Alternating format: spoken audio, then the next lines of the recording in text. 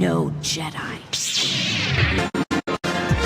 Your powers are weak, old man. Always remember, your focus determines your reality. Hello there. General Kenobi! You don't know the power of the dark side. Hello and welcome back to the Disciples of the Force podcast, and a happy new year to all of our listeners. I wanted to say it so bad. I'm Austin Hyatt. This is Spencer Silva. You know who we are if we're listening. If you're listening, we don't get any new listeners, do we? No, I think it's pretty consistent. Share us with your friends. Also, quick thing, I did see a couple comments about Apple Podcasts not notifying. That's just an issue with the company we use, Buzzsprout, because my buddy Austin's podcast, same thing. It'll not notify on Apple. It's posting, it just doesn't notify. So if you're hearing it, you can still listen on Apple Podcasts. You just need to, there's notification. I don't know why. Yeah, so, weird. It's a weird thing. Hopefully they fix that. But yeah, new year, new Star Wars, meaning new Star Wars news. Austin, what do you have for us? Okay, there has been a surprising amount of news. This is kind of like a weird time to release new news, I guess, but we've had it. So first thing, this isn't news at all, actually.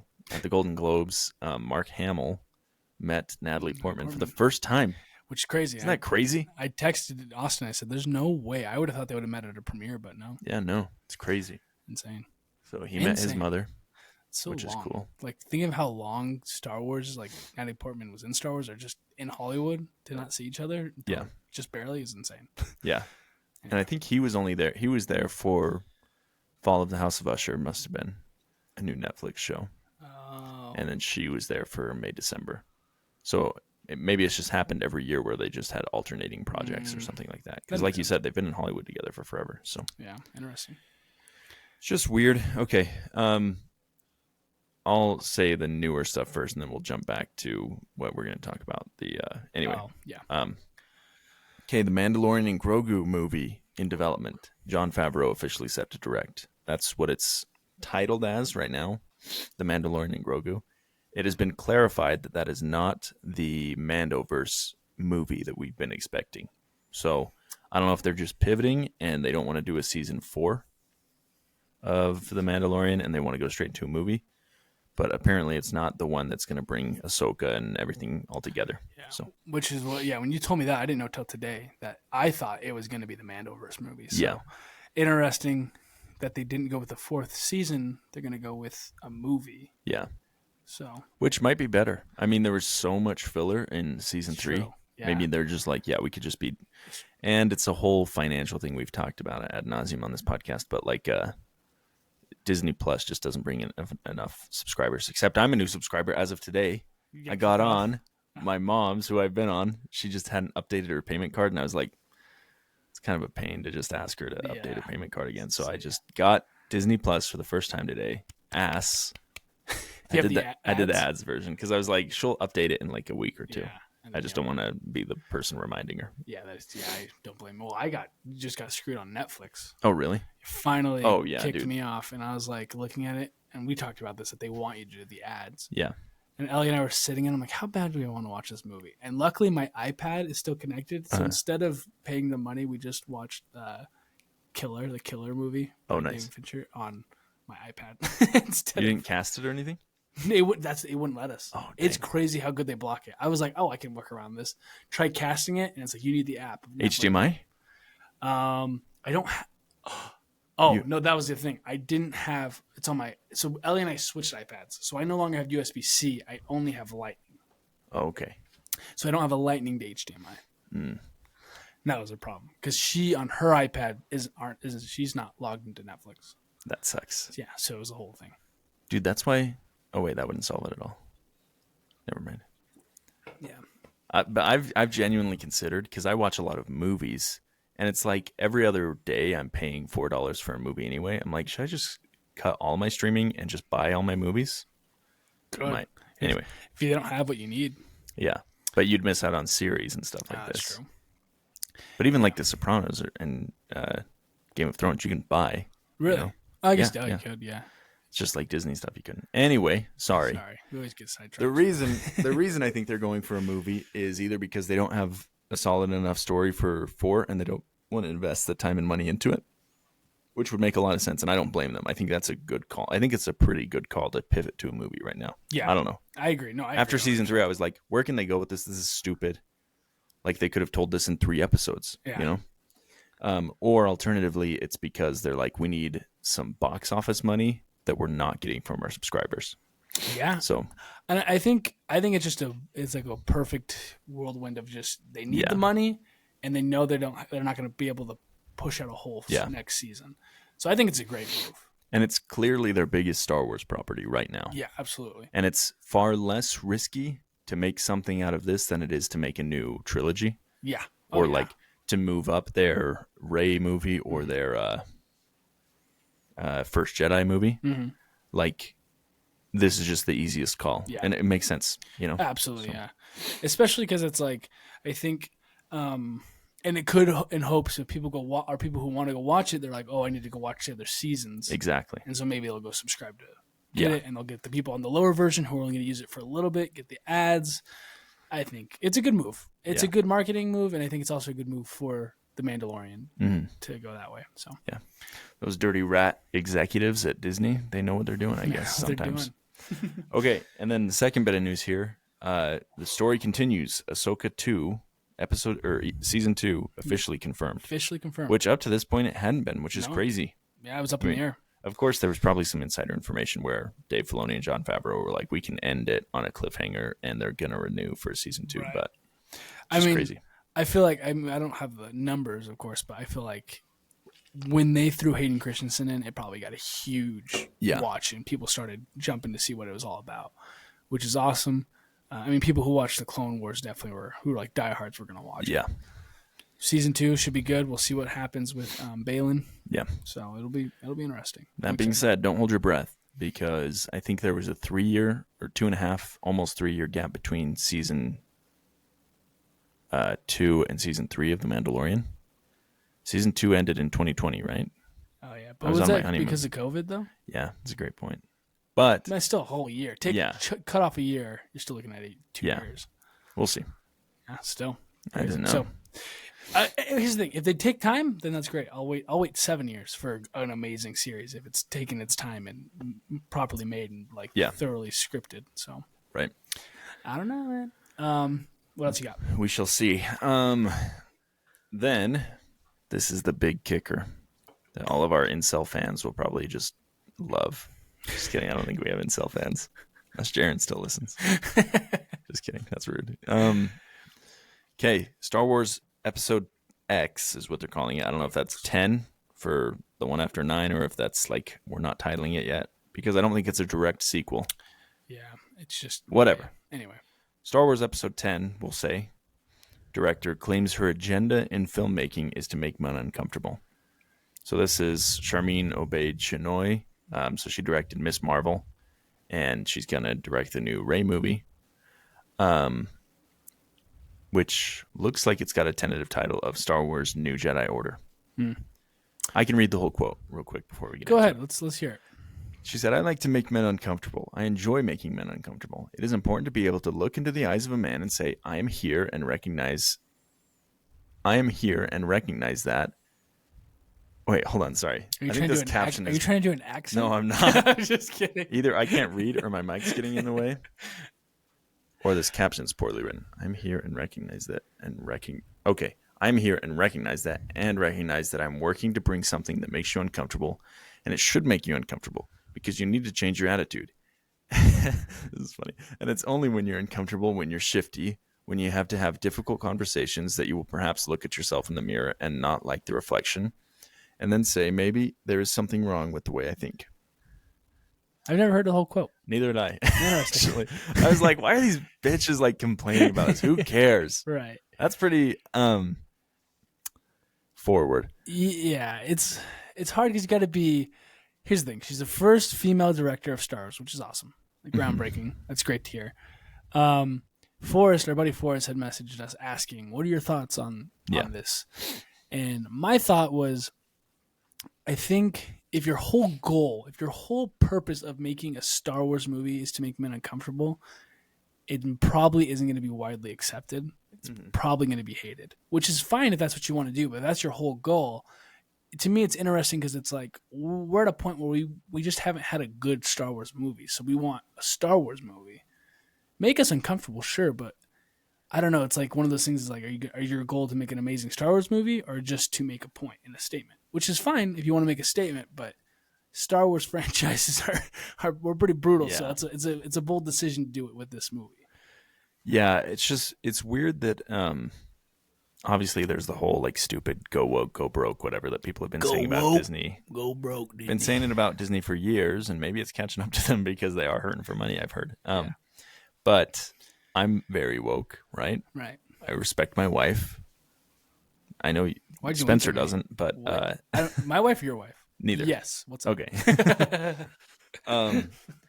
But that's the thing. Like, film is about making a statement. Of course, come out and make a statement. Right. But like Spencer said, with the Star Wars fandom, like, know your audience. Like, and again, that's not my place to speak because I'm not a woman. I'm not a filmmaker. Like, maybe they've got a different thing that they want to perpetuate. But in the terms of, like, we know Disney just wants to make money. They just want to preserve the value of their IP. Not a good move. Exactly. And if I were, like, the PR person or whatever at Disney, I'd be like, never say anything like that again. Like, because when you say something like that, people go into the movie theater thinking like, oh, this is going to be some woke BS. We're not going to care, whatever. If she didn't say anything and then produce the movie that she wants to, it would be more subverted, more subtle, and people would be like, oh, I enjoyed that movie. But to her point, like, that doesn't really change people. That doesn't really change, like, the radical incels. Like, you do have to be in their face about it. But then at the same time, they're not going to see it. So it's like... Exactly, yeah. I don't know. You're not going to change the people you want to change. It's the whole, like, left versus right. Like, don't get into political conversations at the dinner table. Because everybody's just going to dig in the trenches. So it's like, sorry, lady. I will go see this movie. Absolutely. And I think I'll enjoy it, hopefully. Yeah. If they've learned from their past trilogy, and that's about, like, storytelling.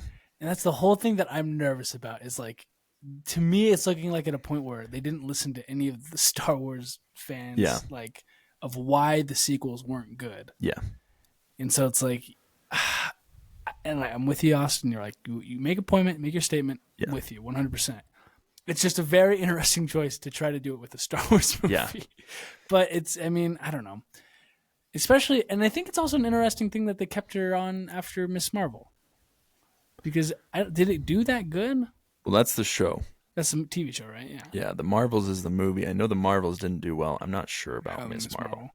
I'm gonna watch it since she since she directed it. I kind of want to get a sense of her feeling because it's like, I don't know. It's hard because I don't want to come off as like a right wing, like, oh man, but it's like it did make me. That's what you are, right? Absolutely. Yeah. It did make me kind of step back and go, I'm a little nervous for the movie now. I was excited because I'm like, ooh, a Rey movie. We're gonna get her justice. She was done dirty in the sequels. This is gonna be amazing. And then you get this kind of pushback. But then again, to her credit, she is coming out and saying what it is from the beginning. Yeah. Taking away anybody. It's not like she's gonna just like sneak in there because you want people to change. So I don't know. It'll be interesting. We'll see. Well, and here's the other thing. Like, the reason that Marvel, the MCU, was so successful for so long, and it's on the decline, of course. Like, it's not a sustainable model, but like, they had so much control over their directors that it was like it didn't matter who directed anything because Kevin Feige and like the whole production team kept it clean cut with the unified vision. And I'm all about like directors putting their own spin on things. I love, you know, like, I've got a whole wall of Quentin Tarantino. I like directors with strong tastes and strong messages. Mm-hmm. But it's like the whole reason the sequels failed, obviously financially they didn't, but the whole reason they're hated is because two different directors couldn't get a unified story together. Yeah. And it's like, you had to have learned from that. Like, don't bring in a director that's going to be so headstrong. Like, you need to have them unified with your vision. Yeah. Unless you're going to produce a lot of movies. Then I'm okay with a one-off that it's like, oh, this is for this pocket of fans. But that's not what they want. So it's just interesting. Yeah. But I'm also worried about Daisy Ridley, who plays Rey. Love her. And like, she was used in the sequel trilogy by directors that wanted to tell their story, but didn't care about the character, didn't care about any development that way. And it's like, is she signing up for that again? I hope not.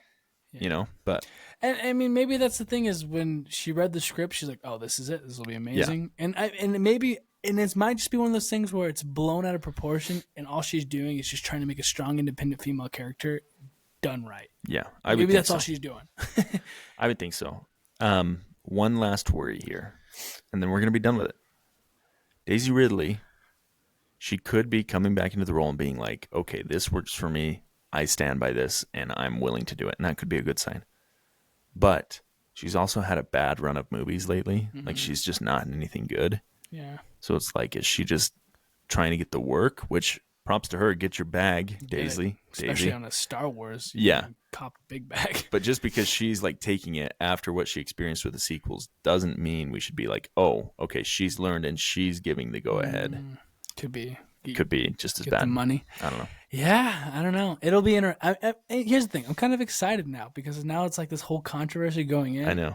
And I'm gonna laugh if it were. It's like the scene at the end of what was the last sequel movie? I can't even think of it. The Last Jedi. Last Skywalker. No, Rise of Skywalker. Jeez, wow. Who cares? Are we on a Star Wars podcast? Didn't even remember that. And it's the two girls kissing in the background, and people lost their minds, and I was like, that was it. Yeah. People canceled their Disney subscriptions for that. Yeah. We know who. So it's like, it could be something like that. That's a great point. And it's like more recently as well, like The Little Mermaid. Yeah. Just because they brought in Halle Bailey, who's black. Ariel's not black. Yeah. Insane. The frogs. It's making the frogs gay. I mean, I enjoyed that movie. And it's like, it doesn't change anything about it. Maybe there was some subliminal messaging in one of these Disney movies that I've consumed over the past few years that like have made me the woke liberal that I am. They got you. They got me. I'm fighting. But I don't think if you're, it's whatever. We're done with it. I don't care. We're done. This movie, I hope, will be good. If it's not, who cares? What else have we come to expect from Star Wars? That's a good point. Like, it's a chance of a renaissance, or it's a chance of just they don't get it, they're out of touch, move on. Yeah. And then hopefully the acolyte comes and just spreads us with just love. Exactly. So I've learned, just a personal thing real quick for my fans who don't care. I've learned a thing or two from being a Broncos fan. I'm a big Broncos fan, grew up huge Broncos fan. Mm-hmm. Mm-hmm. I've gotten to a point where I literally do not care what they do with anything. Because if they do something well, like trade for Russell Wilson, mm-hmm. I can't get excited about that because I know they're just going to F it up. They're just going to get rid of him. And here we are, 2 years later. And now we have like a high-ish draft pick. We're picking 12th in the draft. And it's like, we could get Bo Nix. We could get Michael Penix Jr. These Star Wars nerds don't know who those people are.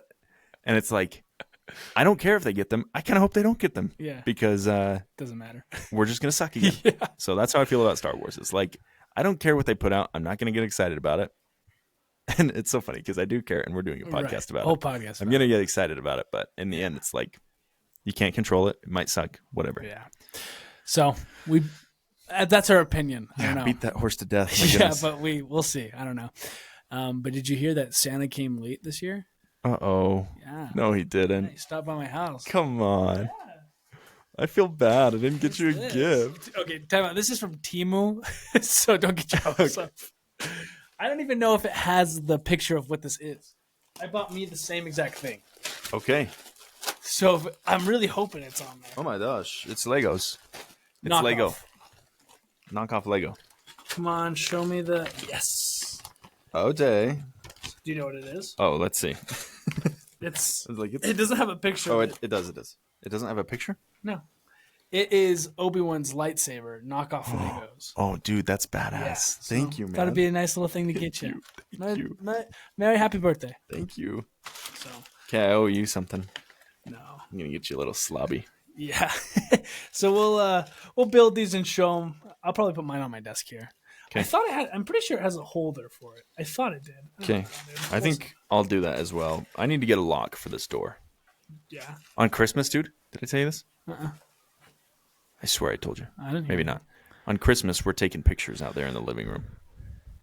This is where my studio is at my parents' house. No, just for all the listeners. No, it's not. But we're trying to like set up the camera, you know how you do with a group picture. Everybody's getting in, you're trying to stand it up.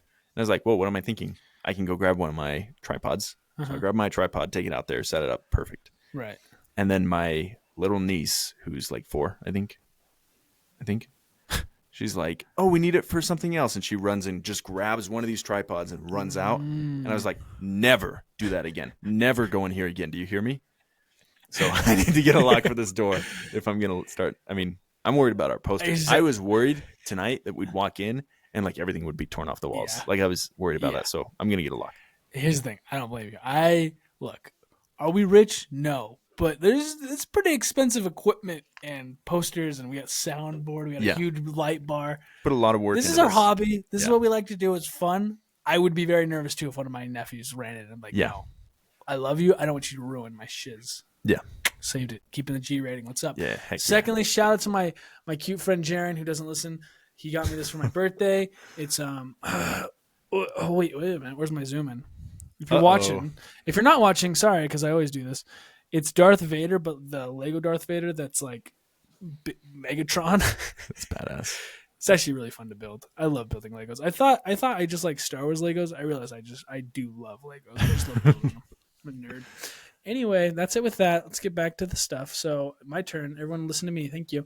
From a certain point of view, the book I'm reading, you may have heard of it. I only listened to one story since we've talked because I was behind on my Bad Friends, so I've been listening to those. And then at the gym the other day, I was like, I haven't listened to like music in a while, so I listened to music. I usually listen to the audiobook when I'm working out. Right. Finally listened to it today. What I listened to was about a stormtrooper who was filing a complaint. And this is, again, during the time of A New Hope. It's kind of funny. There's this one-off line that talks about how bad the blasters are. He's like, you guys expect us to do all these things when I have to aim all the way to the left for my bullet to hit someone who's on the right. Oh, interesting. Which is like, that's a really funny point because they talk about how bad it is, but if they subtly put these small little things in, it's like, maybe it's the equipment that they're giving them and that's why they're bad. I don't know. Loved it. Fun. But the cool part I really loved in this little short story, he was one of the stormtroopers that were there when they stopped Obi-Wan and Luke on the speeder. And when Obi-Wan uses the mind trick. And it's really cool to hear someone who's had the Jedi mind trick on and their thoughts of it. And it's like, wait, so he's the main guy? No, he wasn't. So the captain, he was just standing. He was just standing right next to him. And it was really cool because he's like, it's like they're indoctrinated. Like even after the fact, he was like, yeah, I don't even know why my commander was questioning them. Like the second he talked, I knew he was like someone of authority. Wow. And he was like, let's see here. He's like, and I just trust him because he told us like, these aren't the droids you're looking for. And right when he said that, I was like, yeah, what are we doing? These aren't the droids. And so even after, he's like, doesn't even recognize that it was a Jedi mind trick. It was like in his brain, it's like changed. Like, no, yeah, that was stupid. I don't even know why we stopped to question him. That's awesome. Super funny. And the last thing, and then, the crazy part at the very end of that was that the whole thing that he was like giving a complaint about. And then at the very end, he like defects from being a stormtrooper. He's just like, oh, really? When they had the standoff with them, when they're flying with the Millennium Falcon, he's like, we fought with them. I said, this is stupid. This is someone else's war. It was like really deep. Wow. We just get called to go somewhere to kill someone who doesn't have a problem with us. He's like, and I'm not about this life. And so he's like, so I grabbed, I forget the name of the species, and he rides off into the sunset. And he's like, this is my last thing. You'll never hear from me again. And I'm just living my life. Deep. And I was like, that was a fun little story. Dang. It was a cool story. A do-back? It was a do-back. Thank you. You're so smart. That's why Austin's on here, dude. He knows shit. I'm glad I let you finish. Excuse me. I'm glad I let you finish because I almost just blurted out like a racial slur. I was so excited that I knew it. And then I was like, wait, no. I got to piece this together here. Do-back's close, though. Oh. That's funny. Yeah. That's cool. It's a cool story. It's my one story. Next we have on the agenda is Guess That Jedi. That's that Jedi. Just That Jedi. Austin has it. Let's see if I have it this week. Let's see if my brain's on. I did not give Spencer any hints. He's winking at for me. the listeners. What? I didn't actually. He didn't. I have no idea what this is going to be. Okay. Is it a Jedi? It's a Jedi. Nice. Homeworld is Doran. Okay, I've never heard of her. Nice. Master was named Jedi Master Tyvaka. Wait. Tyvaka. I can't read, I guess. Tyvokka. Okay. Tyvaka.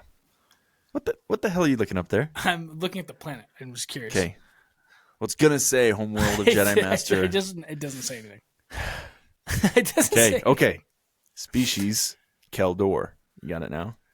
That's a dead giveaway. Species is Keldor. Okay, give me some more. I don't know species at all. Neither do I. I mean, I guarantee you it's a dead giveaway, but go ahead. No, if I knew that species, it would be. It's a male. We don't know the birth date, but died in Order 66 over Cato Nemoidia. Okay. He found Ahsoka Tano. He went and got her. I know. You know? Plo Koon. Nice. Only because you said he died above. Yeah, over. Yeah. Yeah. That's just when he dies in the spaceship. Beautiful. And then when you said Ahsoka. Damn. That's good. I only had you guessed it early, is what I was going to say. What was the last one you had? Last one was his clones were the 104th Battalion. They were also nicknamed the Wolf Pack. I don't think I would have gotten it off. Wouldn't? I don't know. Are these going to easier as they're going down? No, kind of, yeah. Because you would have gotten this, I think, if I showed a picture, of course, of Commander Wolf. You'd know from their armor. There's several episodes of the Clone Wars where it's just Plo Koon and his clones, the Wolf Pack. Commander Wolf. Oh. Yeah. But then Wolf becomes a big part of Rebels and all that stuff. Well, not a big part, but yeah, he's around. Yeah. Oh, yeah. I've never even really, but it's funny because when you look him up, every picture is with Plo Koon. Yeah. So that's funny. So yeah, Plo Koon, one of my favorite Jedi. Just very cool. I love his voice. Will you see who he's voiced by? I think it's somebody cool. I love his voice in the Clone Wars. And James Arnold Taylor. We see what else that guy voices? You don't know James Arnold Taylor? Brother, I don't. Sorry. Are you joking? But anyway, I had a toy of Plo Koon when I was younger, and I didn't know who he was until the Clone Wars started, the series, and just fell in love with him. Love him. What? What? It says, is he Johnny Test? Johnny Test. This is the life of a boy named Johnny Test. This is good. Yeah. He's got a bunch of voices. Sorry, I'm just looking at this thing. What? No, it says I can't be right because it says he's the guy who voices Obi-Wan. Oh, it could be. No, yeah. That must be it. Oh yeah, it's Obi-Wan, Plo Koon. Yeah, that makes sense. That's the cool factor. Yeah. Imagine if you haven't seen the Clone Wars. I don't know why you listen to this podcast, but if you haven't, it's like Bane from The Dark Knight Rises, but nice. You know? I was born. Yeah. Yes, but he's like a sweetheart. Yeah. But he's really cool. I'm going to read a little bit about him. Is that okay? Go ahead. Yes, actually, I'd love that. So, considered level-headed and unflappably calm, he was amongst the wisest members of the Jedi Order. He was deeply concerned with every form of life, which we see in the Clone Wars when they're on that escape pod, and he's with a couple of his clones, and they're about to die. Mm-hmm. He's like, somebody will come get us, and they're like, no, they won't. We're just clones. And he's like, not to me. Yes. So cool. Yes. Yeah, he's a good guy. He also shared a bond with Ahsoka Tano, whom he brought to the Jedi Order as a toddler and continued to be an important mentor, yada, yada. He always thought about how to help others, even if he himself was tired or busy. There's a footnote here. I don't know what that's referring to, but I should have looked that up. His bond with the clone troopers under his command was particularly strong, with each and every member of the Wolf Pack knowing that he cared deeply for them and would risk his life again and again to save theirs. I believe He's a really cool guy. Yeah. I believe because that episode that you're talking about in the Clone Wars, I remember recognizing that because the clones are like, no one cares, and he's like, like, to me, you matter. Yeah, like you're not just pawns and like you're actual human beings. Well, human clones. Which makes it sadder that his wolf pack killed him. I know. Like, dang, that's a good point. Dang, that's sad. Yeah, that's really sad, actually. That's old Star Wars, man. That's feelings. Okay, Obey Chinoy, you better learn. That's her name. I sound like you just called her a B word. I know. I can. Also, fun fact about Plo Koon, I'm sure every human being on the Earth knows this, but in season 2 of The Mandalorian, when Luke shows it, or is it 3? Season 2, end of season 2. It was like everyone thought it was going to be Plo Koon that was going to show up. Yeah, like every bit of material where he was in the script or anything, it was listed Plo Koon.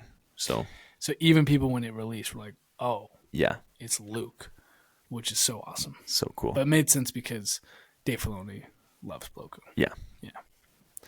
So, yeah, cool. Well, that was cool. Yeah, that was fun.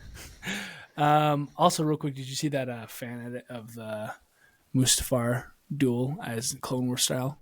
I did see that. Yeah, pretty cool. I really like the thin sabers. I know people freak out about that. That was fun to watch. Yeah, kind of like bend. It's kind of look like literal blades. Yeah, it was very cool. Yeah, I wish we could do something cool like that. Why can't we do anything? I mean, dude. I mean that thing was in a project for a long time. Yeah. And it shows it's really good. Right. Like shot for shot, dude. I saw it side by side, and honestly, when Obi-Wan is like after he cuts off Anakin's leg, spoiler alert. What? In the animated version, he's like standing there and his like robe is like blowing in the wind. Mm-hmm. And I was like, damn, that's good detail. Yeah. That's crazy. Really good detail. I mean, it's like, and like that's what blows my mind. Real quick sidestep.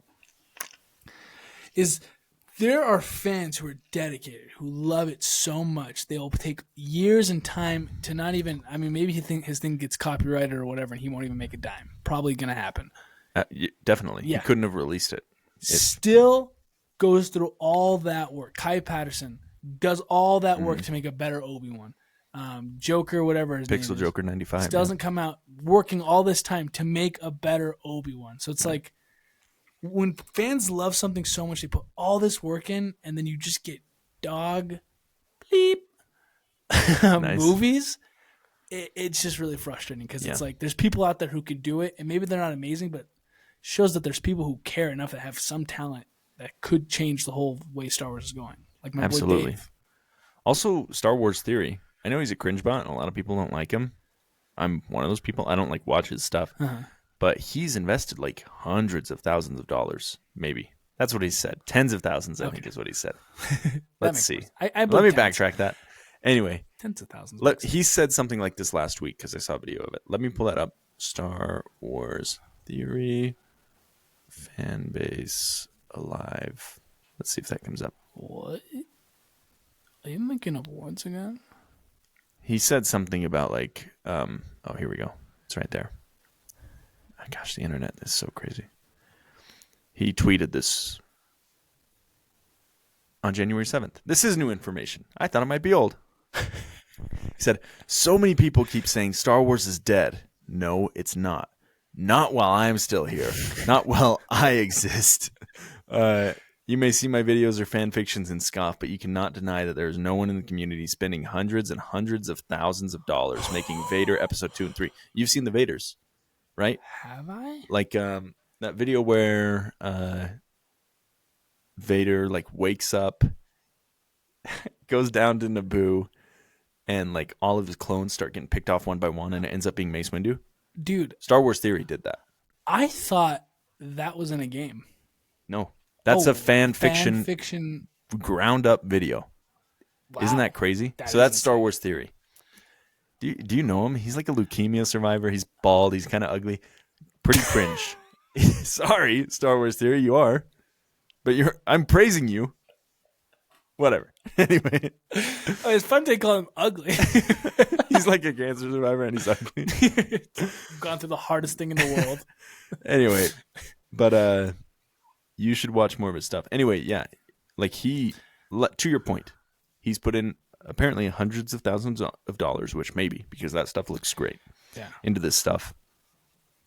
And people like him and us, not really, are keeping the Star Wars fan base alive. We don't provide anything. We just talk. We're keeping 30 of the fan base people alive. Let's go. I mean, if you combine everything, it's like 60. So yeah, that's 60 that's a great people. point. That's badass. No, and I think that's just what's crazy. Is just I don't know, and maybe there's a turn. The page will turn with Dave Filoni in this new role. Maybe he'll start seeking out these types of people who want to do it, and it's like because it's like. For example, sorry, we haven't really gotten into anything we thought we were going to talk about. That's fine, dude.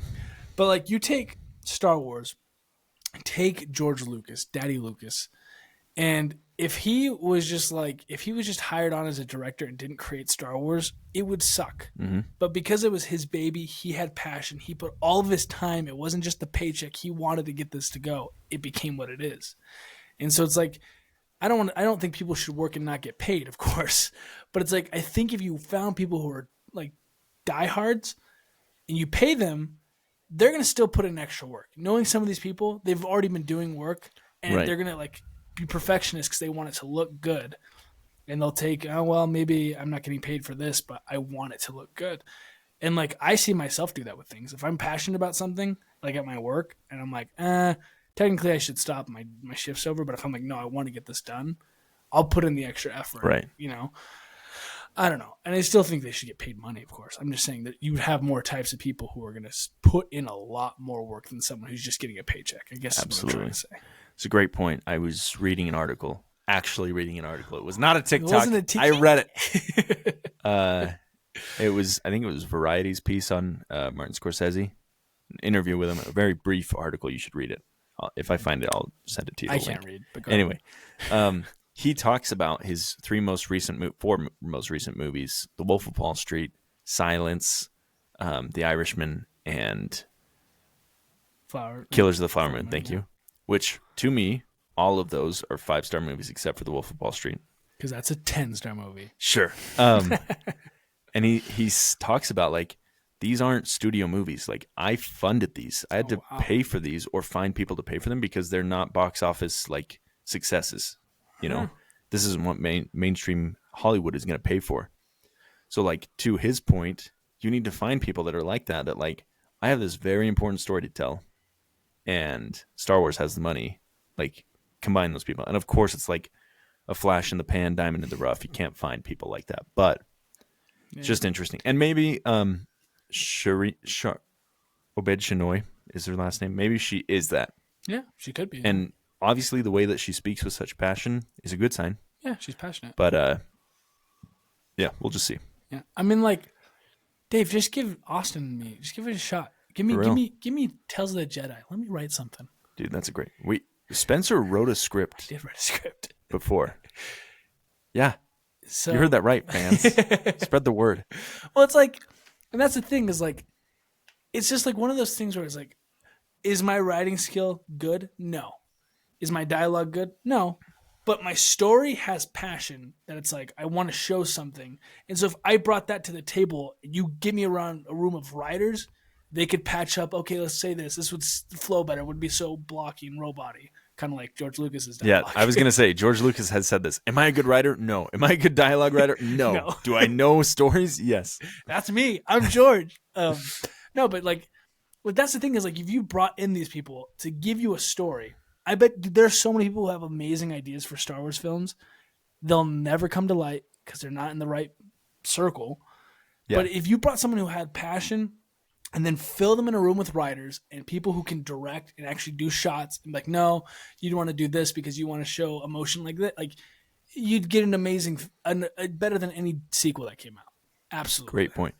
Dude, I know this sounds cringe. If I were an executive at Disney, and I think we've said this sounds so stupid, but like, bro, just go to Reddit or Quora. Yeah. Read these freaking weirdos that are writing pages and pages of stuff about your just fan fiction. Yeah. Hire that dude. Yeah. Like, obviously he cares. I don't know. It's just crazy. Yeah. Ugh. And like, I don't know. And anyway, my thing that I was going to say is there was a time when I remember I took a nap and I woke up and had this idea for a Star Wars movie. And I sent a voice memo to Austin and I was like, dude, what if there was like a movie that told like from the dark side. And I went on this whole rant, and he thought I was joking because I basically described the Acolyte. Yeah. Which to me is like, that's why I think the Acolyte's going to do so well, is because of what the story. It's so different than what we've seen, and it's like, I don't know, maybe someone just went to Reddit and looked something up and saw a story and got the idea. You know what I mean? Like, I know sometimes that's kind of, you can't do that 100% because like, oh, you ripped me off, you stole it, you know. Pay if you paid someone $30,000 for that, for real, they'd say, yeah, go for it. I don't care. You give me $30,000 for a stupid Star Wars idea I had, yeah, I'll take the $30,000. Yeah. But I mean, yeah, whatever. Same thing with the Acolyte. We don't know how well that's going to do because people were worried about it being woke. I forgot what the issue was with that. I think she was gay. She was lesbian. I thought that was what it was. Who has an issue with that? You know, our dads. Yeah, our dads. That's true. Older people. They didn't grow up in the same cool era as we did. Where lesbians are cool. Lesbians are scary. Really? You're scared of my wife? Yeah. No, I'm just kidding. No, I'm scared because I know they could beat me up. Hands down. Yeah. You don't think a straight woman could beat you? I think a straight woman could beat me up too. I think any woman could beat me up genuinely. I think. Oh, so women are scary. Damn it, I'm going to save this. I think any woman can beat me up. Sure. I think a lesbian would have the drive and be more likely to beat me up. Okay. I think they'd see me and they'd say, this guy looks like a Republican douchebag. It's true, and you they do. would attack me. Yeah. That's what I think. I'm not man enough to say that on a podcast. That's great. To the world. Dudes, I know it's good that we're doing every 2 weeks now. Yeah. We haven't talked like this in a while, like this much content. I know. Not that it's quality content. Sorry to our listeners and viewers. They're like, what is happening? My future employer is going to hear this and go, what? I know. Jeez. Yeah. Well, here's the thing. That's why it's like you just got to pump out a lot so that they just go to the most recent episode. That's true. So in my case, this isn't good. Yeah. Anyway. I was really worried about that, actually.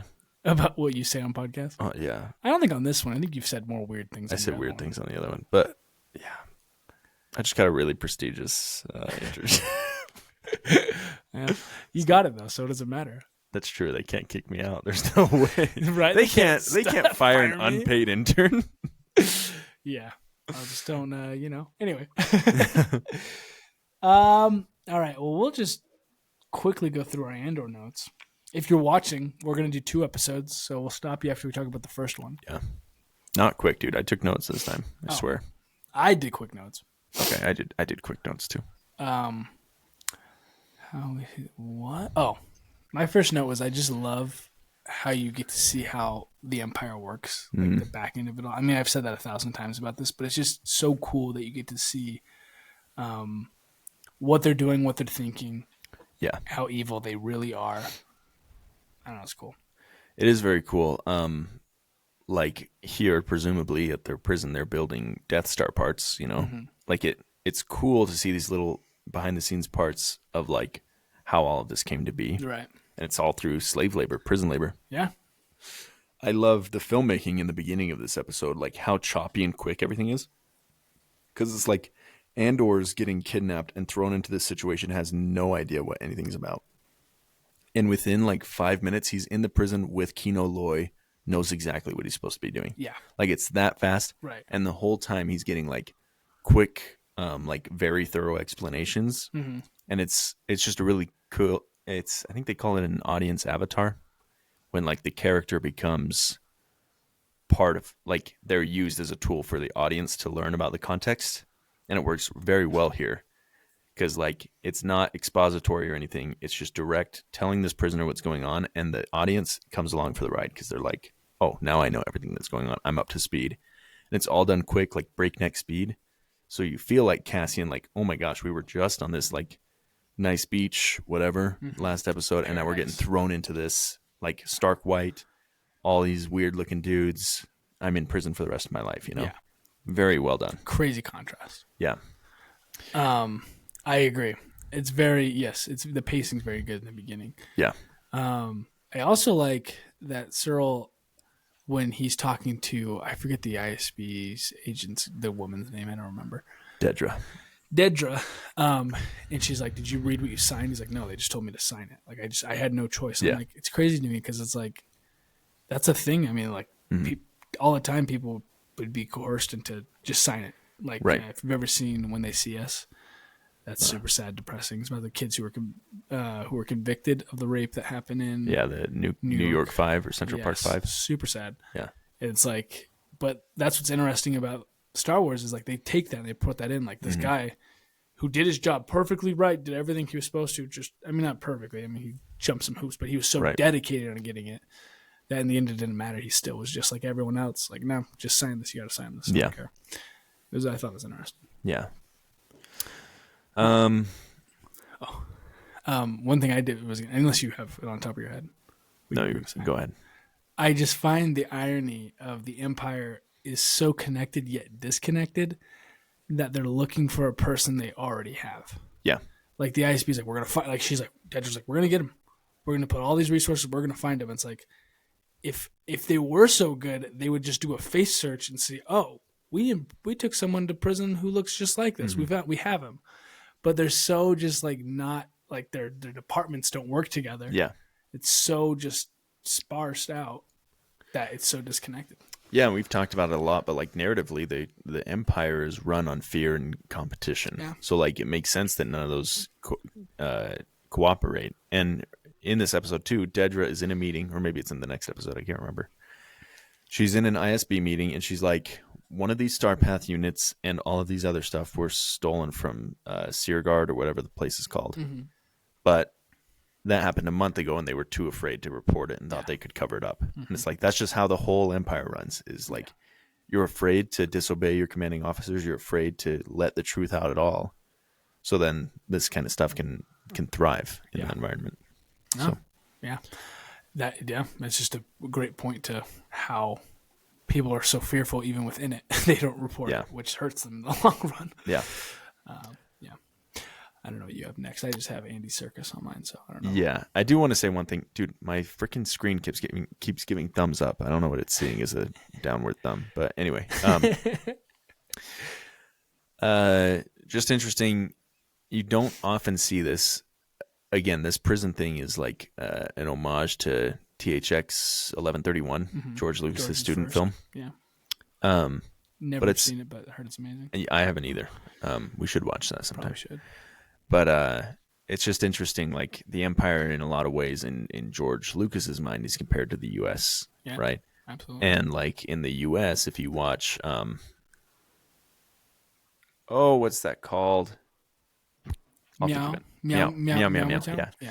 No, but the U.S. is like one of the biggest beneficiaries of slave labor in the world through our prison system. Prison systems, yeah. And so you're like looking at this and you're like, how could this happen to somebody? This is horrible. It's like, you probably know somebody that this is happening to right now, you know. They got thrown in for something that they didn't really do, something petty. Through a hard crime, time. Just hard labor for the rest of their lives. It's just crazy. But to Andy Serkis, dude is the GOAT. I effing love that guy. Do you think there was a time where I didn't love him? I remember after... You'd probably never seen Planet of the Apes then. I had. I didn't know how good it was. It was after Captain America Civil War or something, where he's like the vibranium dealer or whatever. I thought he was in Wakanda. He must be. Yeah. I think he shows up earlier. He shows up earlier, definitely. Oh, before Black Panther? Yeah, because he shows up before... That's all I remember, man. Anyway. But I was like, I hate his stupid accent. Like, he's so annoying and he's ugly.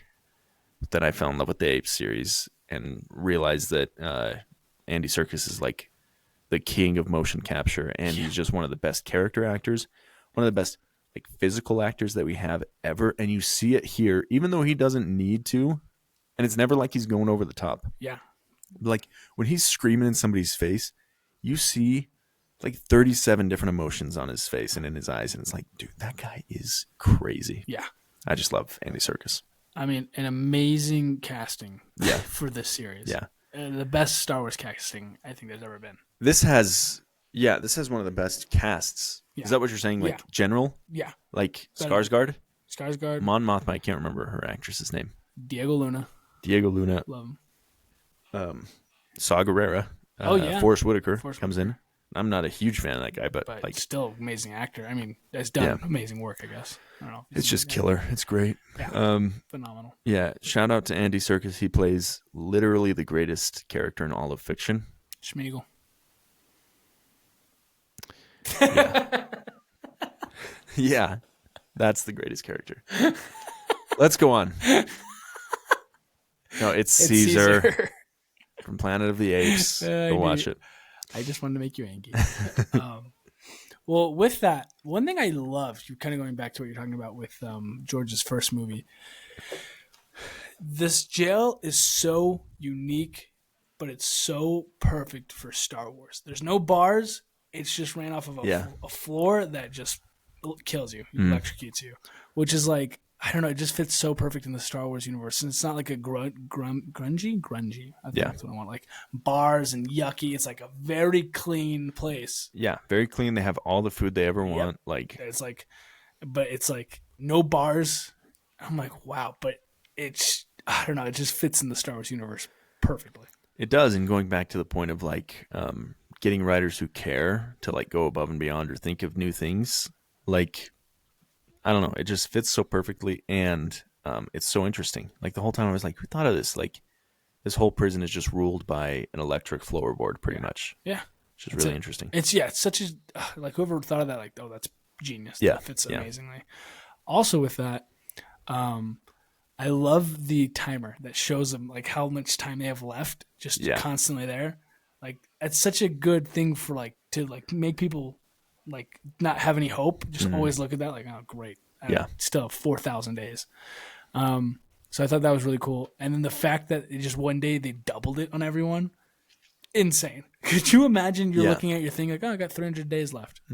600. Like, I got another year. When I love that conversation too, where they're asking Andor, because he's like a new entry. They're like, this must be huge news, right? This has to be everywhere. And they're like, he's never heard of it. He's never heard of it. Yeah, that's such crazy. a good part. Such a good writing. Like, just so good to the story. Like, yeah. How the Empire, like, you to these guys, that is everything. And to the rest of the world, the universe, they're like, never heard of this. Yeah. It's not even on our radar.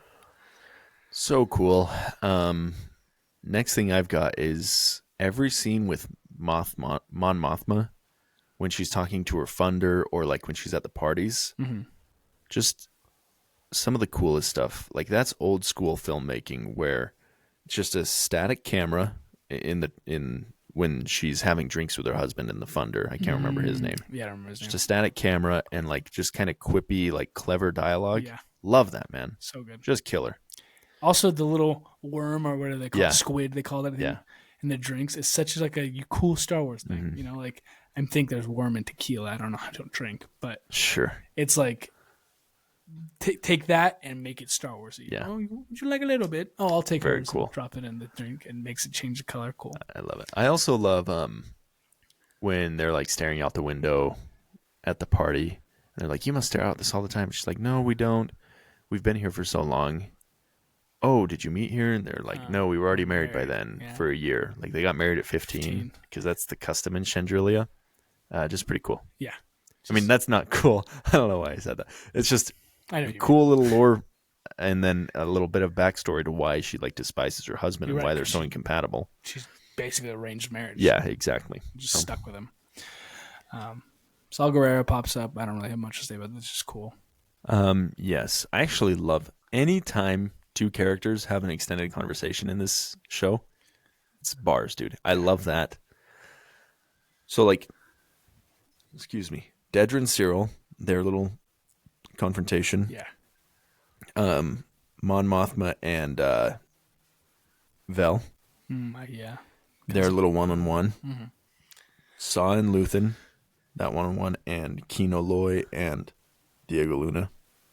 I just used. And Cassian, that one-on-one. It's just like every single one of them is planned so well. Yeah. And they inform so much into the story. Yeah. Oh, and also Luthen talking to his assistant. That's one part I really like. Where he's like losing. He's like, I don't want him out there, and he knows who I am. I need to find him. And she's like, you're losing it. Yes. I need to like crack down on you. Yes. And it's very cool because then he does a total 180, and then he gets right back onto the mission, goes to meet with Saw Gerrera, tries to get this kind of stuff. Yeah.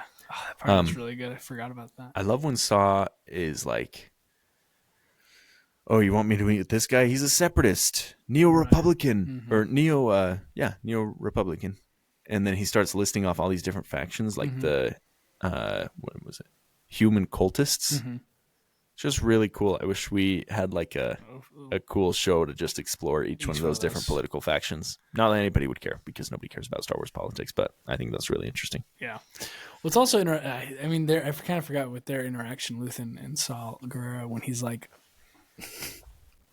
was that you? He's like, do you think I'd be in a cave? He's like, I think it's exactly what you do. He's like, and then I think I'd be saying the same exact thing if I did it and I were you. And like the back and forth of them both just being like, okay, stalemate. Yeah. And it also shows why it took so long for the rebellion to form, because there were all these different sects that were totally like distrusting of each other because of the fear that was imposed by the Empire. Yeah. Like you had to be on your A game. And these are, just like a Clash of Titans conversation. They're both running successful operations, but they don't work together. He's trying to get them to, but they don't. Right. You know? I'd like to see in season 2 because by the time of Rogue One, we see that Mon Mothma is like the main person who says we cannot cooperate with Saw Gerrera. Like he's a terrorist. He's what does she say? An extremist. Mm-hmm. So I'd be interested to know in season 2, like what leads her to believe that, because he obviously is, but at this point she doesn't seem like she's connected that well to know that.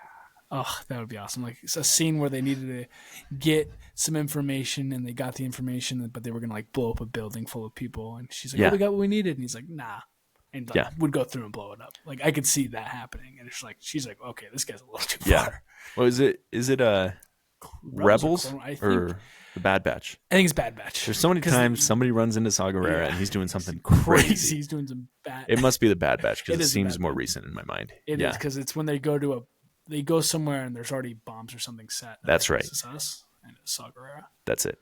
But there's also in Rebels when they meet him on Geonosis and he's like, "I'm going to kill this last egg." Anyway, I love his character because it's like it's so cool. Like. Have someone just so hateful of the Empire, they'll do anything. And there's people who have morals, and he's like, nah. Yeah. Morals are out the window. Which, I mean, is the way. Right. If you want to take down a government, you can't really you can't pick and choose who you want to kill. You just got to kill them all. So Very cool. Oh, my gosh. Twitters. Okay, that's episode 8 for me. Yeah. I'm into 9. Okay.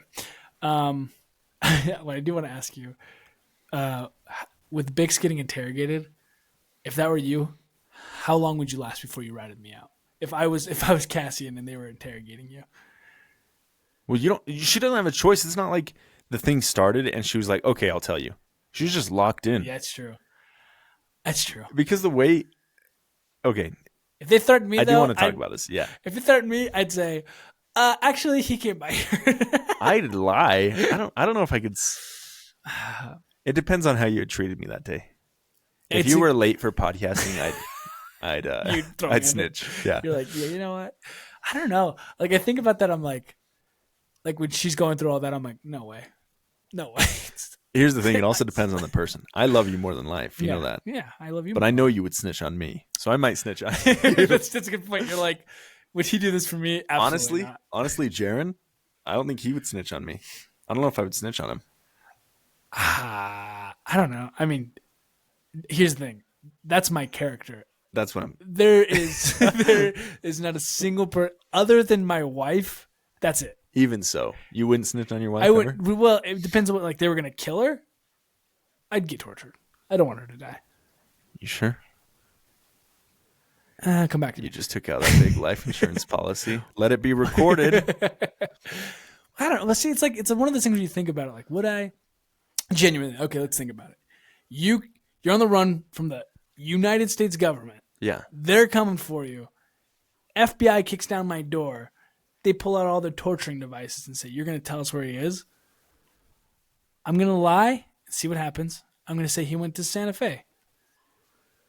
And then if they come back and they start torturing me, then I'm going to tell them the truth. I think that's what I would do, honestly. I genuinely think we'd need to get tortured to have this conversation.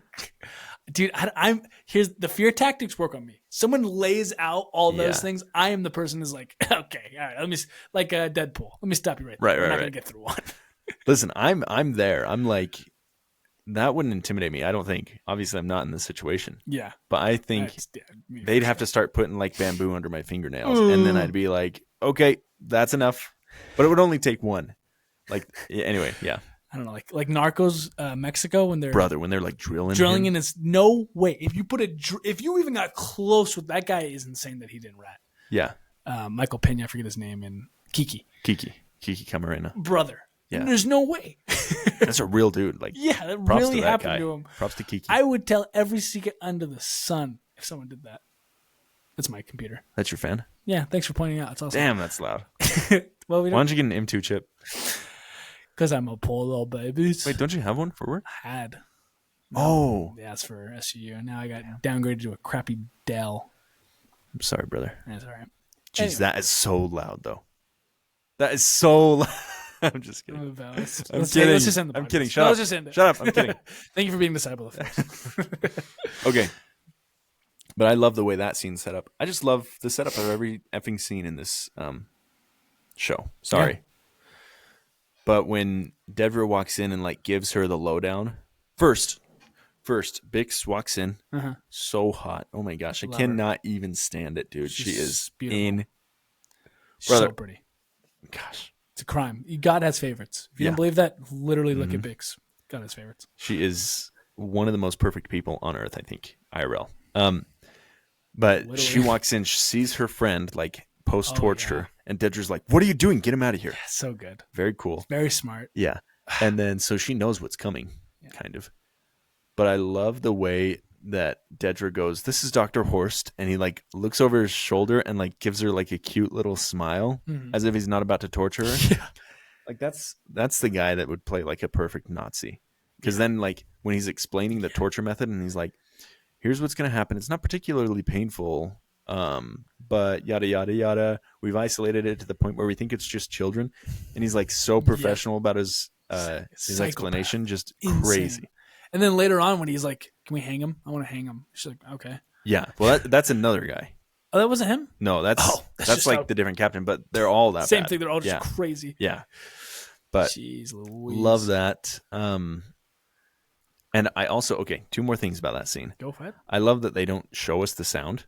Like we just see Bix's her reaction. Scream. Oh, and her scream is such good acting. So amazing. And then the scream goes right into a drill of them working in the prison, which is very cool. And it's like a common tenet of good horror movies. Yeah. Like don't show the shark, like in Jaws, if you don't have to, because what you can imagine that sound is way worse than anything it could produce. Because if they just played people screaming, you're like, oh, that's eerie, but whatever. I have no idea in my head. I'm like, that's the worst thing. Yeah. Especially with her just sitting there, like soaking it in and then reacting is like, oh. And then she's not the same for the rest of the series, right? No, she's still messed up. Yeah. It's just crazy. Bix, the actress, gets done dirty. In Narcos, she gets done dirty. Oh, yeah. Terrible. Anyway. Yeah. We love Narcos. I don't know if you know that. We love it. Both of them. I'm going to rewatch it. We're talking about it. I'm going to rewatch it. I love it.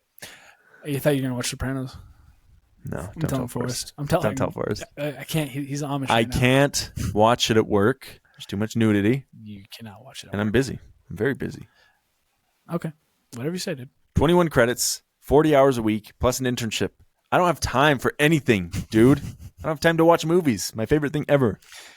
Okay, whatever, dude. Whatever. I totally forgot Vel and Mon Mothma were related cousins. Yeah, me too. When they said that, I was like, oh, that's how this all pieces together. Yeah. That's how all these stories kind of all fold in.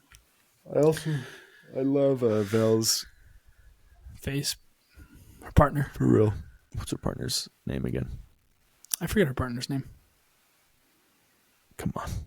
You're the name guy. That is. But I love the conversation where she's like, the cause comes first, and then we take whatever's left. Yeah.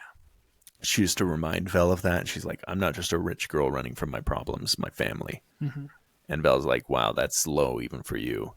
And then 20 minutes later within the episode, Vel is the one explaining that to Mon Mothma. Yeah. Like, we take whatever's left, we don't come first. Very cool. Just so good. Oh my gosh. Okay, I have another thing going back to the interrogation scene. Sorry. Go for it. Dedra leans into Biggs and she's like, the very worst thing you can do right now is bore me. And then she gets tortured. Yeah. But Vel is just like one of the best villains in Star Wars, I think. You mean Dedra? Did I say Vel? Yeah, Vel. Yeah. I just had to correct you because both hot blondes or whatever. What? What? You don't think they're hot? I think one of them's hot. I'm bought into every woman in this show, except Mon Mothma's daughter. Not bought into her. Good. Yet. That's so.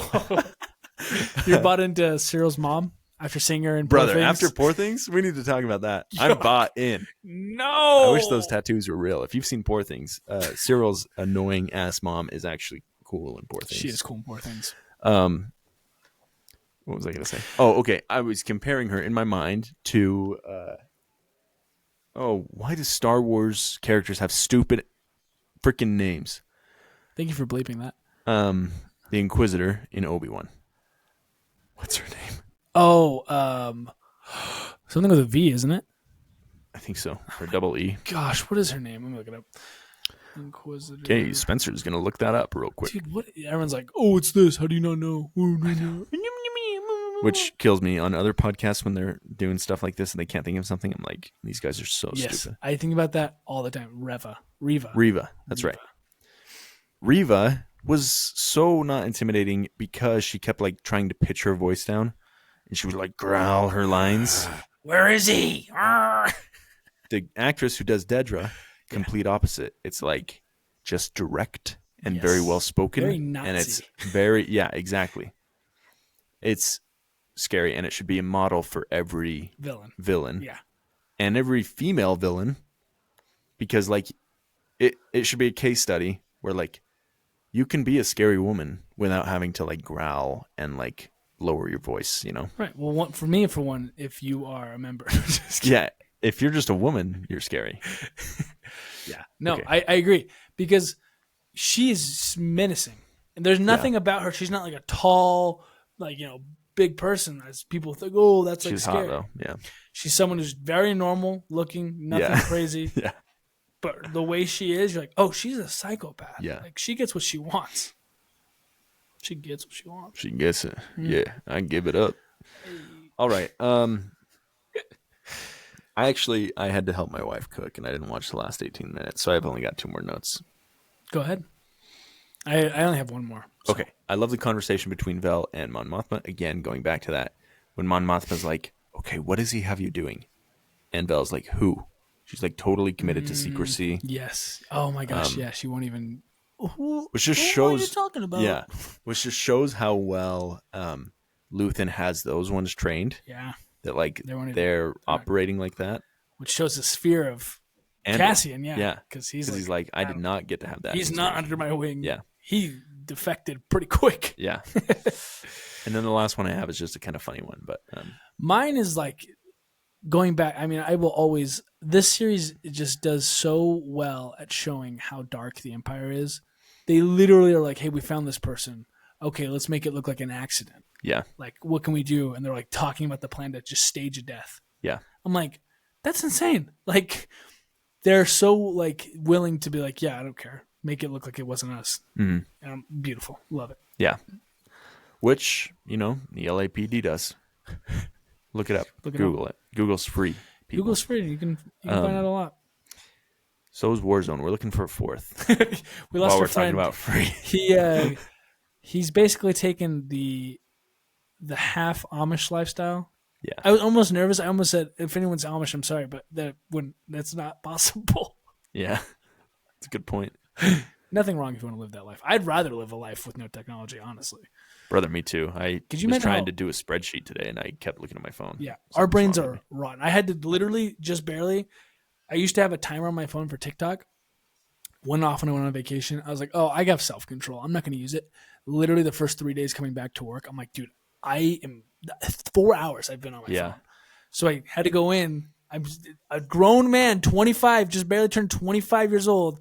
Had to have Ellie go through. I had to turn on downtime from 7 a.m. to 3 p.m., my work hours, and block everything because I don't have any self-control.